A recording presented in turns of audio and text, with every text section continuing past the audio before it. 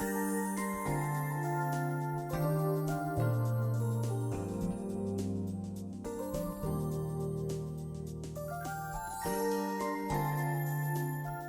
evening, everybody. It's a pleasure to welcome you tonight to Watching the Museum of Old Newbury. We are pleased this evening to welcome George Schwartz, who will be telling us the story of the East India Marine Society Museum.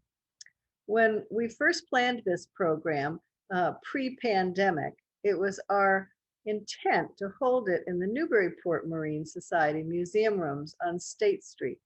But alas, that didn't happen, so we're hoping perhaps another time. George is Associate Curator at the Peabody Essex Museum. He's a graduate of Brown University and the Williams Mystic Maritime Studies program. He holds an MA in Historical Archaeology from UMass Boston and a PhD in American and New England Studies from Boston University. George has been involved in several of the Peabody Essex Museum's blockbuster exhibitions. He's lectured internationally and has written for museum catalogs, journals, and magazines. He also teaches at Tufts University in the Museum Studies program. Please join me in welcoming George Schwartz. Thank you so much, Susan. It's wonderful to be with you all. I think it's very fitting to talk to this group, as the Peabody Essex Museum and the Museum of Old Newbury share something in common. That's the connection to an American Marine Society. So I'm just going to share my screen, start us off.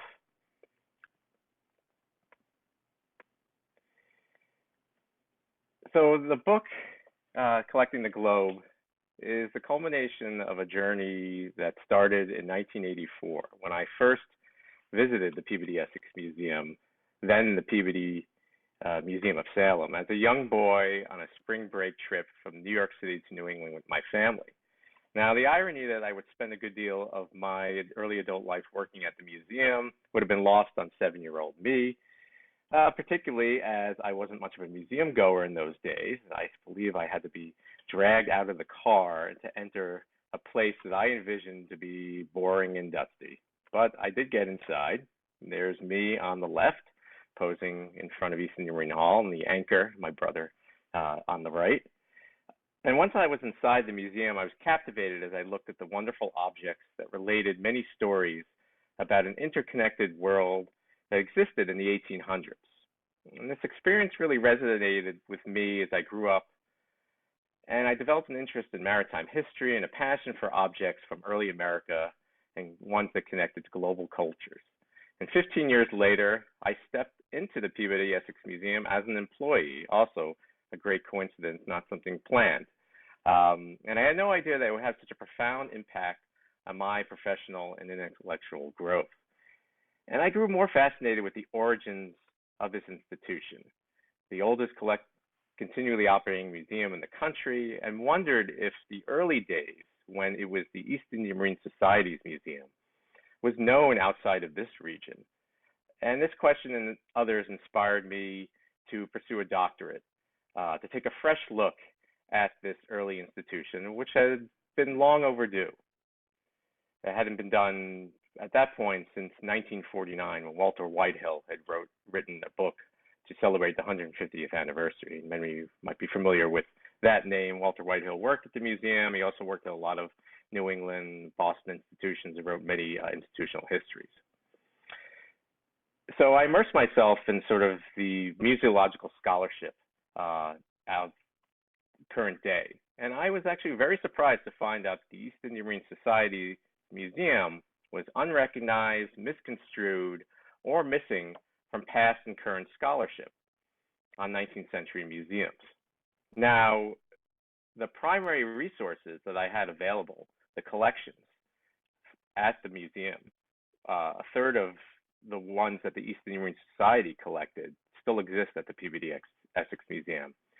The vast institutional archives that are held in our Phillips Library, and period accounts that I was able to unearth, they told a different story. They told one where the East India Marine Society Museum was one of the most influential collecting institutions in the first half of the 19th century, considered by many to be a model for other institutions in the United States at a time when the country was mostly filled with either the collections of learned societies, which were usually closed to just members, or the precursors of what would later be like the P.T. Barnum sideshow style museums, like the Bowen's Columbian Museum in Boston, the 1790s.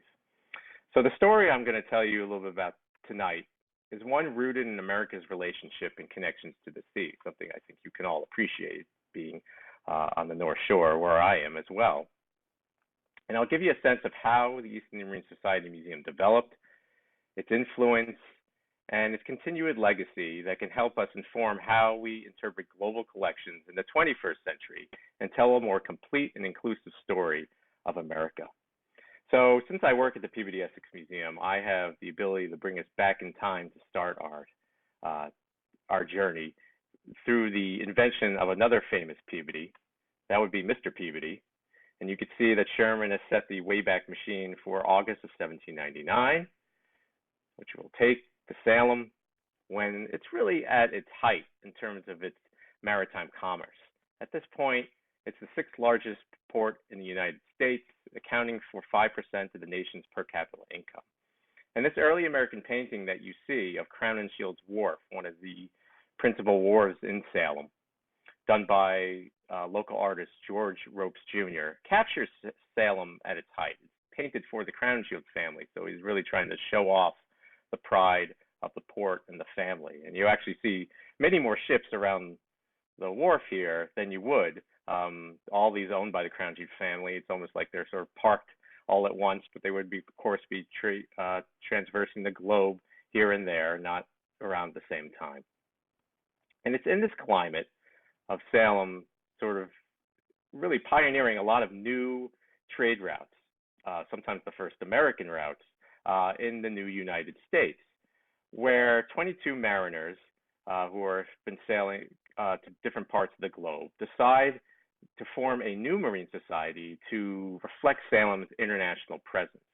So I'm going to back up just one step and tell you a little bit about what marine societies were. Obviously, there's the Newburyport Marine Society in your area, but these were really benevolent American institutions. And I highlight the American in that European marine societies were a little different than American marine societies. And you would be able to find them in early America starting in the 1740s all the way through the new United States in the early 19th century along the Atlantic coast. So these organizations were designed to provide relief to the widows and families of sailors who go down to the seas in ships and never more return, to help sailors who had fallen at hard times, and to improve navigation in and around their local home port. So you would find them as far north as Portland, Maine, still active Marine Society, Portsmouth, Newburyport, and there's the seal from one of the certificates for membership in the Newburyport Marine Society, Marblehead, the Salem Marine Society, the second oldest, instituted in 1766, still active today, and I am proud to be an honorary member of that august institution that still helps tell Salem's maritime history and support the port.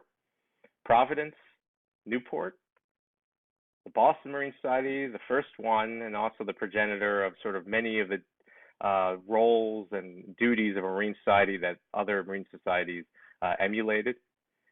New York, Philadelphia, Baltimore, and finally as far south as Charleston, South Carolina. So there was already a Marine Society in Salem as of 1766. Why 33 years later was another one formed? And actually Salem is the only port of the ones I show that actually had two Marine Societies by this point in 1799. Well, noted that the captains who formed the East Indian Marine Society wanted to project the global connections and the sort of interconnected region that now Salem was, enmeshed in a global world. And they formulated this plan, like all good ideas that came out of early America, in a tavern. Specifically, Benjamin Webb's Sun Tavern, which is along Essex Street And for those of you who are familiar with where the Peabody Essex Museum is on Essex Street, if you were going out the entrance about here, take a left, and if you were someone who knew the town and wanted to go to Red's Sandwich Shop, which is a favorite for locals, about this point is where the Sun Tavern was. And to the left is actually a plaster panel that's still in the collection that hung above the door. And here are the founding documents for the East India Marine Society. So it's the pen strokes of these 22 mariners that reflect this desire to have a new Salem institution that puts Salem on the world map. So how was the East India Marine Society different from other marine societies? Well, first and foremost was how you became a member. So many marine societies focused on those who were in the maritime trade, and it's usually reserved for captains, sometimes supercargoes who were the business agents aboard ships. Other marine societies allowed membership for those businessmen who were supporting maritime industries, not necessarily serving aboard ship. The East India Marine Society wanted to push it a step further. So you could only become a member if you were a Salem captain or supercargo, hailing from Salem or captaining a Salem ship that sailed near or beyond one of the two capes. So here we have two premier Salem captains, merchant ship owners in the 19th century. On the left, Benjamin Carpenter, who commanded the first American vessel to round the Cape of Good Hope in 1783. So he sailed around the Cape of Good Hope. Benjamin Carpenter was a member of the East India Marine Society. On the right, Joseph Peabody, probably the most influential ship owner in Salem in the 1820s, 1830s, and 40s. But his sailing days sort of ended in the late 19th century, and he never sailed near or beyond one of the two capes. So Joseph Peabody was not a member and could not be a member of the East India Marine Society, even though it is said that when James Monroe came to Salem in 1817, the president waited upon Joseph Peabody rather than the reverse. Premier amongst all the membership was Nathaniel Bowditch, because Nathaniel Bowditch not only put the East India Marine Society on the map in terms of respectability in the scientific world, but he put America on the map. So for those who are not familiar with Bowditch's history, Bowditch, by 11, stopped his formal schooling because he had to help work to help his family, worked in the ship chandlery. But he was such a brilliant mind. He learned to read and write several languages, and he could understand very complex mathematical concepts. He taught himself with the help of local reverends like William Bentley, giving him access to libraries. But when Bowditch went to sea, this is where he sort of really showed his educational side. So the principal navigational treatise that was taken on board ship, John Hamilton Moore, British navigator's Practical Navigator, which was published in Newburyport by Edmund Blunt. Bowditch, in the 1790s, when he went to sea as a supercargo and then a captain, found more than 8,000 errors. And Blunt heard about his work and asked him to publish a new version of the book, which became the New American Practical Navigator. And such a revered treatise on navigation that it is still published today. And in Bowditch's day, if you sailed with Bowditch, you could get a berth on any ship. And sailors said that they would go to sea with a Bible and a Bowditch. Now, Bowditch didn't create any new scientific or mathematical concepts. What he was great at was distilling them and teaching them. So that's sort of part of like why sailing with him was so revered, is because he was able to teach celestial navigation and help other sailors learn how to navigate better, just because he could distill very complex concepts and educate others. So the chief founding principles for the East India Marine Society, and there were three that I'm going to mention. One was, and first and foremost, was benevolency, just like other marine societies. So you can see up here on top of the image by Michel Felice Cornet, who I'll mention in a few minutes, of a ship in a storm, being about to be wrecked in Cape Cod. their funds that the members would pay were used to help the widows and children of deceased members who may need it from time to time, but also not just the families, but the members themselves. So during my research, I actually was quite surprised to find who asked for help amongst the membership. And foremost of this group was Jonathan Carnes, who captained the first pepper trading American ship to trade and acquire pepper and bring it back to the United States on the Raja in the late 1790s, 1797, when the vessel came back. A voyage that garnered a 700% profit. So you would think, oh, wow, Carnes must have been pretty well off and did very well. But unlike farmers who maybe have land to always go to grow more crops and, as a source of income and nourishment, sailors and captains, sometimes if you were going to keep going on board ships, keep captaining vessels, you were only good as the next voyage. And Carnes later in his life fell on hard times, and he got dispensary funds from the Marine Society until the day he died. So a very sort of sad story, which shows you that the dangers of the maritime experience sometimes reach farther than actual storms and encounters at sea that you couldn't control, but they also were the fluctuations and the vagaries of financial markets around the globe.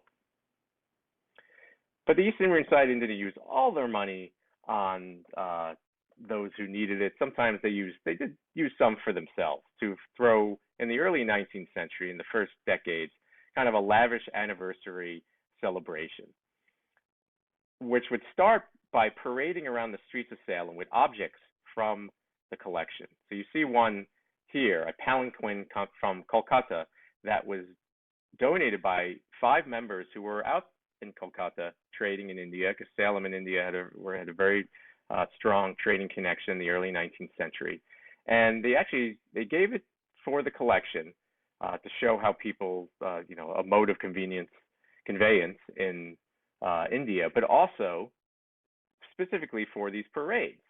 And they would dress in outfits from clothing that may have been donated by trading partners in other parts of the globe, like China. For them, they were sort of parading around and showing where Salem and America had, where their status had come in the globe, that this is who they were. They were a free trading nation, and they were sort of expressing these global connections.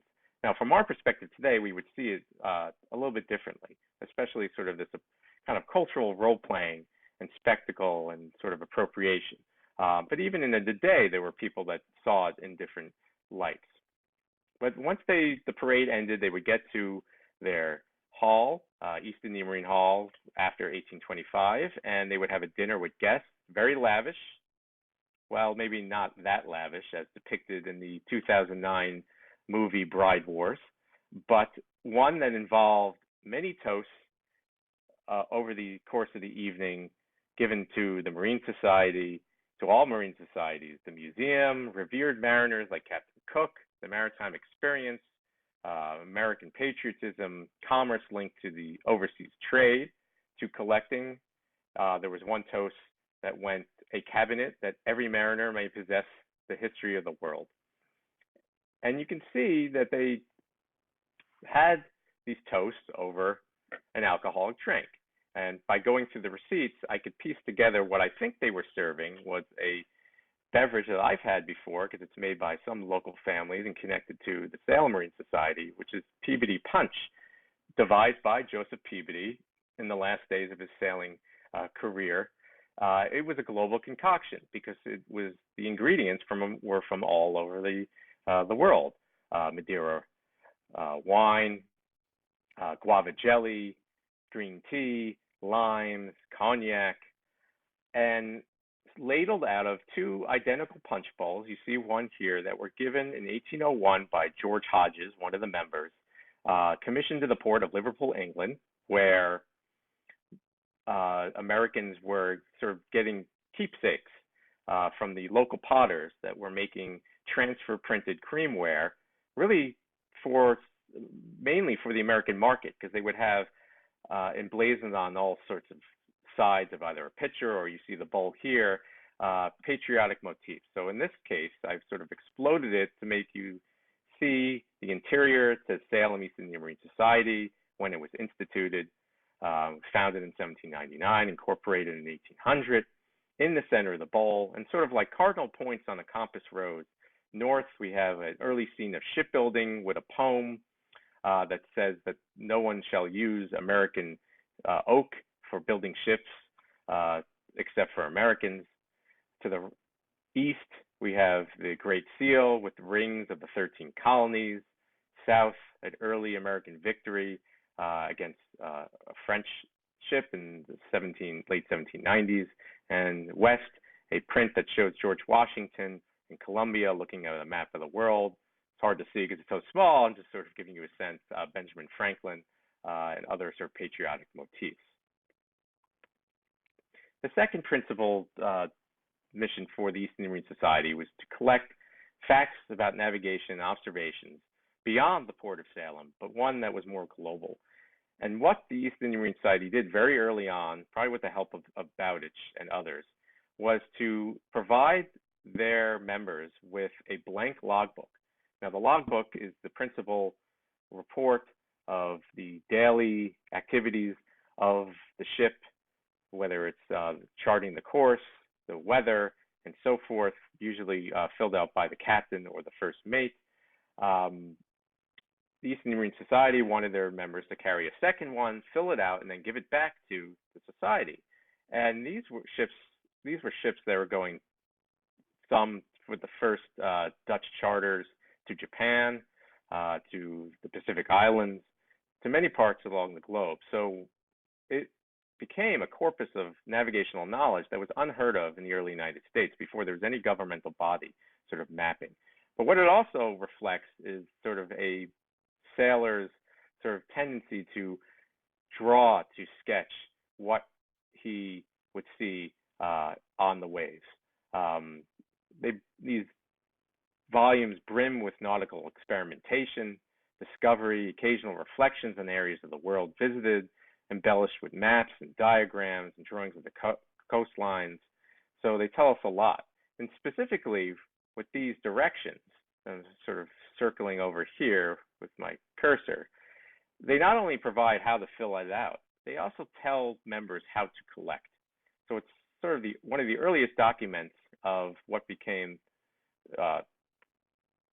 codified in 1821 when the East India Marine Society published their first catalog of the collection to form a museum of natural and artificial curiosities, particularly found beyond one of the two capes. As I mentioned, Salem was the launching pad for many new American trade routes. Salem ships like the Friendship, and here below is a model of Friendship that was built by members of the crew on an 1805 pepper trading voyage and then given to Captain William Story. Supposedly, oral history say it was for his son, but who knows? Much too large. It's a huge model to be in any home at that time, so he gave it to the East India Marine Society. So it sat alongside all the objects that ships like the Friendship were bringing back to Salem. So we can imagine here, Friendship leaving Salem, maybe trading directly to India or directly to China. Now, in those days, leaving Salem and leaving New England, you would leave with native sort of cargo that would be, of value somewhere along your trade route. So wooden staves, coinage, ginseng, but to get things on certain markets, you might have to trade elsewhere to find commodities that would sell, let's say, on the Chinese market. So you can imagine Friendship maybe going around the Cape of Good Hope, into the Indian Ocean, maybe into the East Indies, into China, or around Cape Horn, into the northwest coast of the United States, or North America, into the Pacific to trade for other goods like furs in the northwest coast, or sandalwood, or bêche de mer, or sea cucumber in Fiji that were highly prized in the Chinese market. And I like to say that Salem captains were so savvy they could sail a ship backwards, just like that. So what was brought back besides these goods that were desirable were objects from across the globe, many also firsts, like the first penguin to be exhibited in the North American Museum from the Falkland Islands, given by George Hodges, who also gave those punch bowls. We like to say he was the poor penguin who was improperly stuffed because his neck was elongated, though if you look at some paintings and prints from, like, let's say, Captain Cook's volumes on Captain Cook voyages, sometimes the penguin's neck is a little bit extended, so maybe the taxidermist went by that. Objects from the Pacific Islands, like this model of a temple from Fiji. But the collection wasn't just made up of objects from near or beyond the two capes.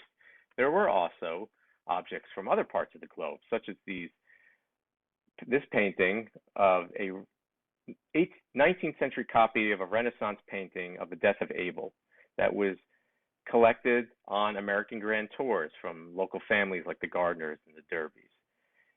And it also, and they gave it to the Eastern Marine Society, and that brings up another note, is how the collection was built.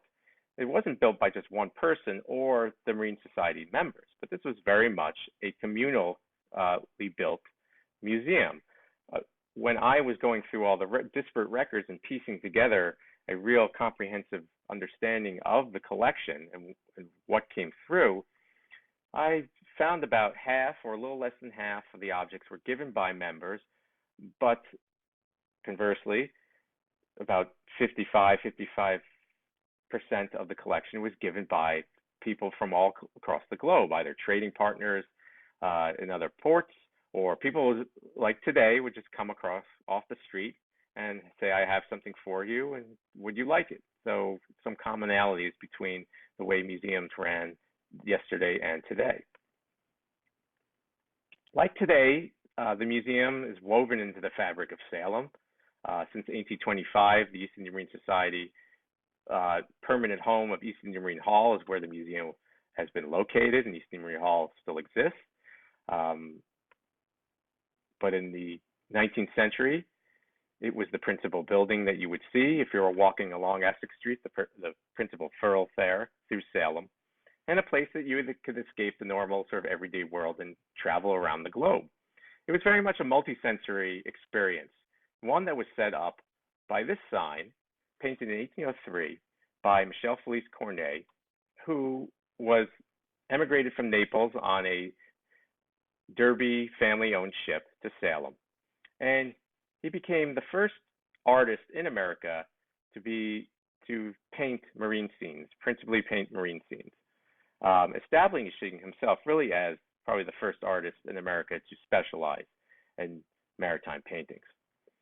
And this sign sort of set visitors up for a global voyage they were about to embark on. So you see a ship about to leave or departing Salem Harbor, a small tender off the stern with people doffing their caps and waving. You have the ensign, the American ensign, the American flag above Fort Pickering, sort of aglow with pinkish hues, which were part of Cornet's style. So you have that sort of sense of American, this is an American experience. And in the foreground, you have this woman, perhaps an allusion to Columbia, an early personification of the United States, gesturing towards the ship and the horizon line that you could see on the right, and sort of welcoming you to come in and take a voyage yourself. And that was a scene that was probably readily understood by many who came and visited the museum. Now, East Indian Marine Hall is a really unique space in America because it opened in 1825, and it's the one place, the one museum space that you can walk in the same footsteps, along the same path, see some of the same objects as visitors have since that date. So you would enter in those days through the entrance that was behind the anchor. Start that again. So where the anchor is today, that was the entrance to East Indian Marine Hall. You would go down a long corridor. You would see these two sets of stairs. And as you approached them and started to ascend, nothing was really palpable apart from the landing that was coming up. You couldn't really see what was to come. And once you reached that point and sort of made a 180-degree turn, the enormity and the expansiveness of East India Marine Hall was very clear. And it's something that still I'm in awe of when I go up those steps. And immediately you would feel like you were surrounded by the sea. So if you were looking towards the other windows from where that video just ended, looking south, in the 19th century, you would be greeted by canoes from different cultures in America and other parts of the world. This figure here, one of the last pre-Christian figures from Hawaii, Kukuliakomoko, that stood at a temple that overlooked the sea, a temple of Kamehameha I. If you turned around and looked north, the windows that look onto Essex Street, you would see ship models of Malay vessels, figures of Indian and Chinese merchants, natural history specimens like these two, 4 and 7 over here, which are Neptune cups. That's how what they're colloquially known as.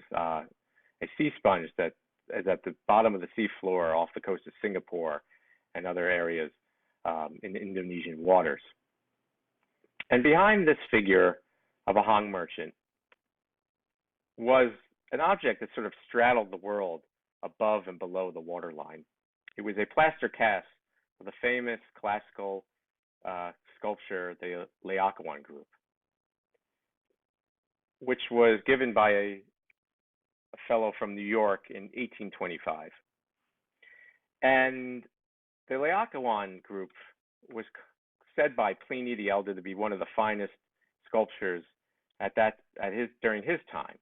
It was lost for many years and uncovered in the 1500s and displayed at the Vatican. And it depicts the Trojan priest Layakawan being ensnared by a great sea serpent, as are his 2 sons by his side. So you can imagine him writhing in the water trying to fend off the sea serpent for angering Poseidon, so legend goes. Layakawan was also the priest who warned the Trojans not to take in the Trojan horse. We know how that ended. The majority of the collection was on the east and west wall, or the west and east walls, from top to bottom here. They also reinforced this global voyage. Large natural history specimens, such as these sperm whale jaws and other large coral, objects from islands in the South Pacific, 19th century versions of Renaissance paintings collected by local families on American Grand Tours, like the one over here, which is that one I showed just before, of the death of Abel, busts of deities and American patriots, portraits of members and revered mariners. So we have a portrait of Bowditch, Elias Haskett Derby, who was not a member, and Joseph Peabody, but also Captain Cook.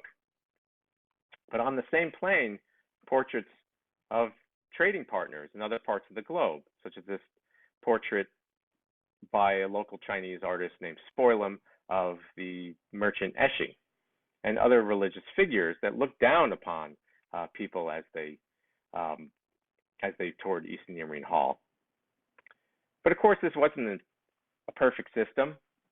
There was sort of what we would term maybe an Orientalist slant, othering, sort of an Anglo-centric view of global cultures. There are these figures of Indian people, sometimes merchants, sometimes others you will encounter, were made for the West and sometimes commissioned or given by Indian merchants, but were displayed by the Marine Society members in the way that they saw fit, and they were sort of gazed upon by by people who visited. But still, the object-based approach gave patrons a more in-depth look at the world and America's place in it. One fellow who visited East India Marine Hall said he could circumnavigate the globe, go around to different islands of the Pacific, to different parts of the world, and be back home in time for lunch. So that's what a ticket allowed him to do. But if you didn't want to tour around on your own and you wanted a guided tour, there were usually members who would be happy to do so. Here you see some congregated outside of East India Marine Hall. The museum was open free to the public as long as you got a ticket from one of them. And they worked to sort of enhance the visitors' global voyage around East India Marine Hall, willing to interpret objects for those interested patrons, but of course from their perspective. One visitor recounts engaging one such member, this seated fellow. Whoop, not Bernie Sanders. It's probably the last time I could use that joke. I think it's getting old. But this gentleman, Joseph Hammond, who was a member and later was custodian of the museum, and the visitor who engaged him in a tour called him a, quote, ancient mariner for more than 50 years. And when he described the words that Joseph Hammond spoke in, this visitor heard them as, quote, provincial and original, and not arranged according to rules of grammar or rhetoric. So this visitor obviously was not from New England, not accustomed to the accent. But if you didn't want to tour from one of these guys and you wanted to go out around on your own, you could use the catalog of the museum, first published in 1821, a new volume in 1831, and later a supplement in 1837. Before those days, everything was handwritten into lined sheets of paper.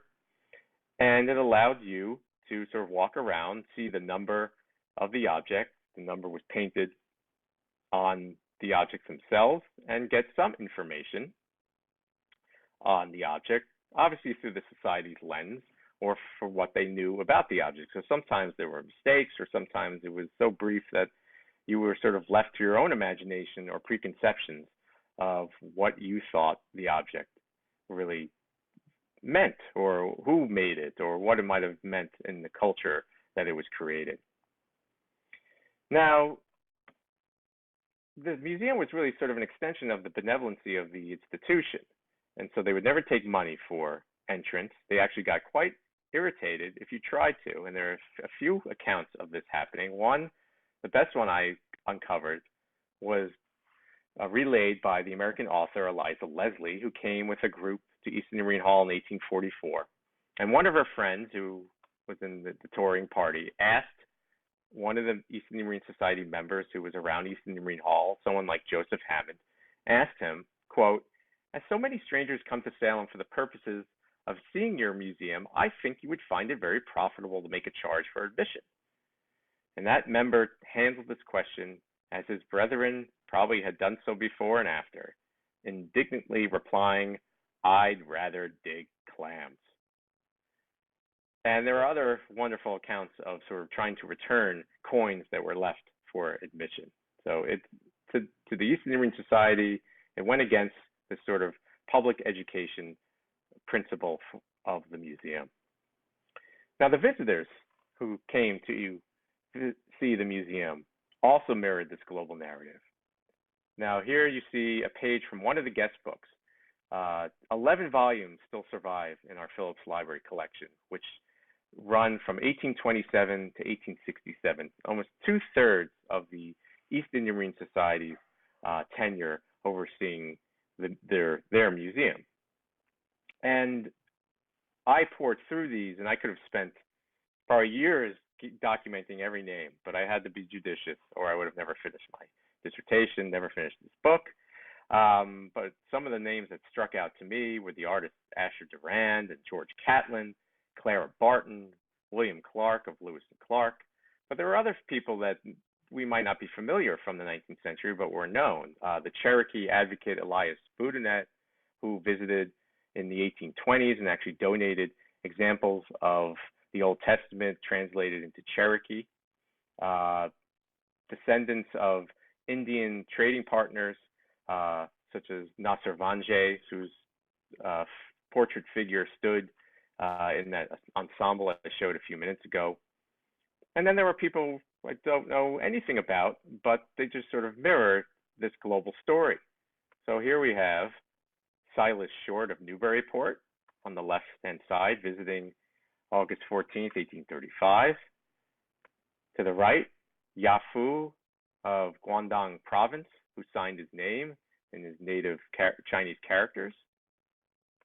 And below him, Julian Rosenkowski, who says he was a Polander, but in his place of residence, he wrote All World. And like their modern-day counterparts, people who visited the East Indian Marine Society Museum, they gravitated to objects that they liked. So it doesn't matter if the East Indian Marine Society and their superintendents who helped sort of organize the collection had a certain, idea to get across. Obviously, this sort of this world, this American identity connected to the sea. People in the 19th century, just like today, gravitated to what they liked. One object that was very popular and noted by many, many people who visited the museum was this 16th century rosary bead, minute carving depicting heaven in the days of judgment, which was written about by many, many people. One who commented on it was Anne Royal, who was one of the first American female journalists, and she called it a most extraordinary piece of ingenuity. But the object I find to be the most symbolic, and one we can learn a lot from about the East Indian Marine Society, and one we can learn from going forward as we interpret these objects in the 21st century, is the first object that was given. Jonathan Carnes gave a group of objects in 1799 when he came back from his second pepper trading voyage. And natural history specimens, the principal object amongst them was this two-stem smoking pipe, which he acquired in Sumatra. But to this date, no Indonesian art historian, no scholar has seen such a piece or can say exactly where it came from. It doesn't seem to be native of the portion of Sumatra where he acquired it. But what it does is sort of unintentionally encapsulate multiple meanings that are imbued within the East Indian Marine Society, the country, and the country at the time. So were the two stems coming together signs that the pipe had some religious significance? Was it something to sort of connect people to maybe, sort of two trading partners and sort of solidify a trade? We don't know. But one way of looking at it is that there are multiple ways to view these objects and also multiple ways to view the story of the East Indian Marine Society. Because I showed you this sort of global mix, and the society members showed great interest in cultures from around the world. But at the same time, some members showed little tolerance for diversity at home. And in 1833, a petition was put out by one member to bar people of African descent from entering the museum unless they were accompanied by someone else. And that vote passed by 21-7 vote margin. Don't know who voted either way. It would have been interesting to sort of figure that out. But it barred people of African descent until it was repealed at the end of the Civil War. And this is the same time that there was a segregation problem with Salem schools and others in New England. About the same time in the 1830s that Salem public schools were segregated, and that wasn't changed until the 1840s. And it's a reminder that segregation and racism was not confined to the South. It was something that affected the North as well. So it's important today to keep this object in our minds when we work to sort of interpret these objects. So we can look at this pipe as evoking both the past, the present, and the future. And I'll give you one example of how we're doing that today at the museum. It's with the figure of Kukuliakomoko, or we like to refer to him as Ku, which is now in our present day co-stewarded with native Hawaiian cultural practitioners who guide the handling of Kukuliakomoko when every time he's moved to a new place in the museum, which happened in 2019 when we opened our new galleries. And Ku can now be seen from Essex Street, and you see those windows. He's elevated to his ceremonial height, faces west towards Hawaii, and is properly dressed in a malo, or loincloth. And the interpretation of Ku is much more collaborative, noting how he inspires continuity and agency, and a return to traditional ways for many contemporary Hawaiians. And the label for ku is actually translated into Hawaiian. So end off by giving you a sense of, or sort of taking the story sort of to the end of the East Indian Marine Society and almost full circle to the modern day Peabody Essex Museum. What happened to the East Indian Marine Society? Well, the East Indian Marine Society would never waver from those very strict membership requirements, even when, as Salem's overseas trading days sort of diminished over the course of the 19th century. Salem didn't have a natural harbor, it was heavily silted. As ships became bigger, they couldn't come into Salem. Salem sort of found different new trading routes like Zanzibar, which also had a very shallow harbor in the 1830s. But by the 1840s and 50s, Salem's sort of premier maritime, height of the early 19th century was long gone. And the membership had dwindled. With that came funds. So the East Indian Marine Society had to figure out what to do with their museum because it was hard to keep it up. There was a rumor in 1865 going around Salem that P.T. Barnum was going to buy the collection, and this caused one newspaper to publish an editorial that said the mere thought of a metropolitan humbug and charlatan owning these objects to be along the sides of the Fiji mermaids would make the old Salem mariners rattle in their graves. But that never happened, and I've never found any more truth to that rumor. But by 1867, the Eastern Marine Society is still on hard times. The local, its brethren institution, or another institution across the street, the Essex Institute, which was founded originally in 1821 as the Essex Historical Society, coming up on its bicentennial actually tomorrow. Later merged with another entity and formed the Essex Institute in 1848. They were looking to expand. They collected mostly American decorative, what we'd see as American decorative art, genealogical material, but also they had a collection of objects from across the globe given by people who were members of the East Indian Marine Society or other Salem captains. So as the Marine Society is going down, they're sort of going up, but they're looking for a place to put their growing collection. They're looking for added funds. One of their members has the ear of George Peabody, the philanthropist, who was distantly related to Joseph Peabody, and the name of Peabody, the town of Peabody, is named after George Peabody. He lived most of his adult life in London, made his money in banking, and started to fund institutions and libraries back in America. And so he came out during one of his voyages. He visited Salem, and he said he would sort of give a large sum of money, but he wanted it to be a new institution, not just to the Essex Institute. He wanted to found a new institution that would be devoted to natural history. And so his founding gift purchased the East Indian Marine Hall and the collection of the East Indian Marine Society. The Essex Institute transferred many of those objects that had more of affinity to this new institution called the Peabody Academy of Science, and they focused on Essex County history and objects. And the Peabody Academy of Science allowed the East Indian Marine Society to use their space to meet regularly. Membership, there was a little bit of an uptick. There was new funds because of the purchase of the hall and the collections. But over the decades into the early 20th century, membership was really declining, and those members decided that at that point it was time to reincorporate as the trustees of the East Indian Marine Society and to allow beneficiaries, the ancestors of their members, to be given funds until the last member had passed away.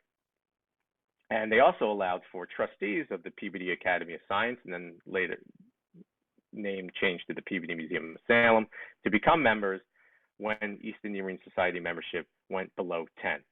And basically what happened was that by the 1840s, 1850s, the last East Indian Marine Society member passed away, and basically became the trustees of the Peabody Museum, sort of took on that role of being the East Indian Marine Society. and sort of they became one and the same. So the legacy of the museum is what we continue today at the Peabody Essex Museum, and everyone who supports, who works, and who visits the museum are the continuing legacy. I'm going to end off, and I'm happy to take questions by just continuing our maritime narrative with a little bit about a show that I worked on with my colleagues that just opened Memorial Day weekend called In American Waters, because it's one that sort of extends this understanding of the sea in America. It is a painting show that looks at American culture environment as tied to the sea. For over 250 years, American artists have been inspired by the beauty, violence, poetry, and transformative power of the sea. And the exhibition traces changing attitudes about the symbolic and emotional resonance of the sea in America and how contemporary perspectives are informed by marine tradition. So it's one that really sort of looks at American painting as connected to the sea with a diverse array of artists. Here we see a painting by William Halsell of a yachting scene in our collection, and below one by Charles Sheeler, sort of a modernist interpretation of that, but works by Georgia O'Keeffe, Amy Sherrill, Kay Walkingstick, Norman Rockwell, Hale Woodruff, Paul Cadmus, Thomas Hart Benton, Jacob Lawrence, Valerie Haggerty, Stuart Davis, and many others. So no matter where we live, the sea shapes all of our lives and continues to inspire some of the most exciting artistic work. So I invite you to come to the Peabody Essex Museum this summer and to the early fall to see the show, to tour Eastern Marine Hall, and think about these early connections between America and the sea and how they live on today. So I thank you all. I'm going to stop sharing my screen, and I'm happy to take any questions anyone has.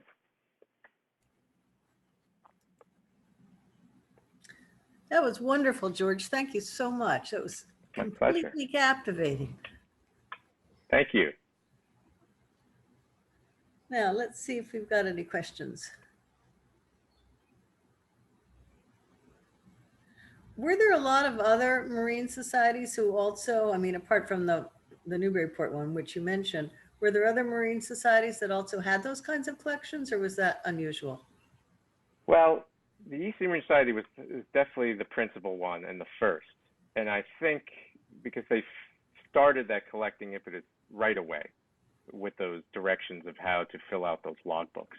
And they specifically wanted to have a museum as part of their society. But the Boston Marine Society in the 1830s started to form a collection. Obviously, you see that there's sort of a natural, almost a genetic tendency for mariners to collect when they're going across the globe.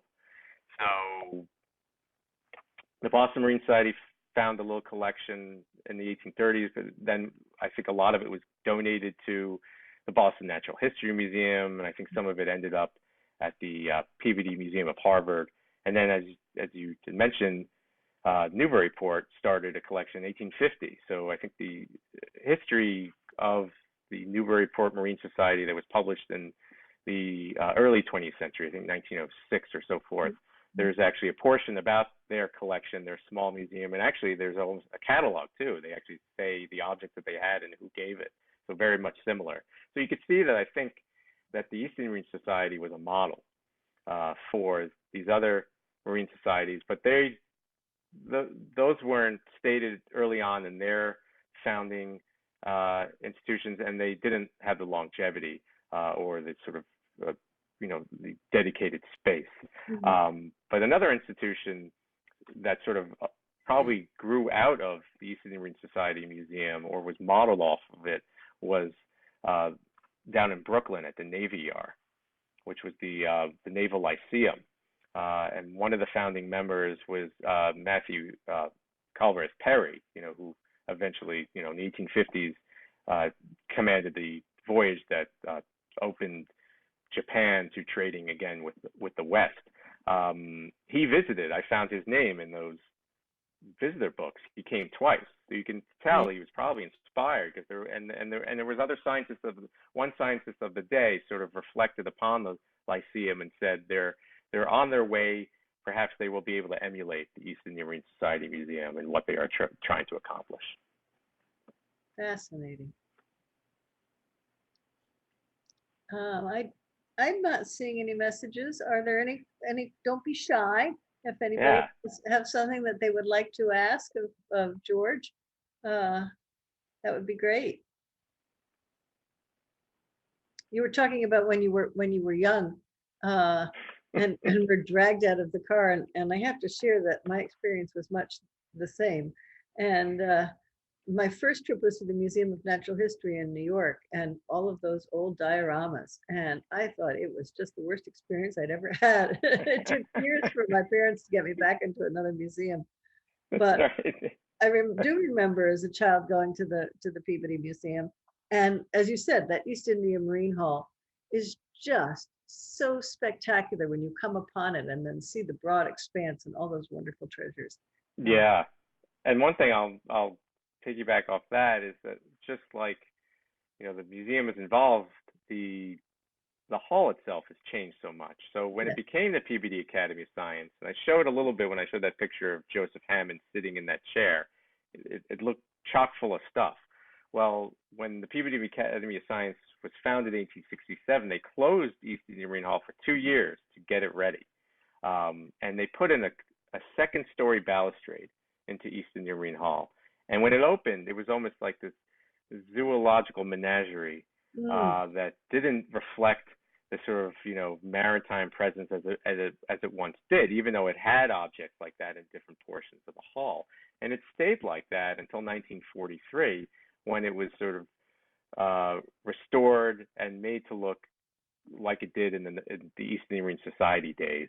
mhm. Um, and sort of to bring it back to the point where it would function as the way the East Indian Marine Society did, which was to not just have it as a gallery, but also have it as a place for functions. And today, that continues on. People get married. I mean, the bride wars thing is not so far from the Right. truth because that's why it was filmed there because of a wedding. Um, but in the last decades, it is a place where we've installed sort of large pieces of contemporary art Mhm. um, and had different types of experiences. So it evolves, and we'll see how it goes going forward, how it will continue to evolve and be interpreted and seen. And who knows, 100 years from now, it might be the way it looked back in the 19th century. Who knows? Yeah. Yes, exactly. Time will tell. We won't be around, but hopefully someone will. Here's a question from Jack. What was the impact of the U.S. slave trade on the Marine Society collection? How is that treated today? You mentioned the Hawaiian example. Yeah. So that's sort of initiatives that I think we want to do as an institution is to sort of look to the connections between Salem and the larger networks of the Atlantic slave trade. In our current maritime galleries, we do have a section that sort of talks about that because Salem was not a center of slaving activity. I mean, there were known to be slave ships in the 1600s.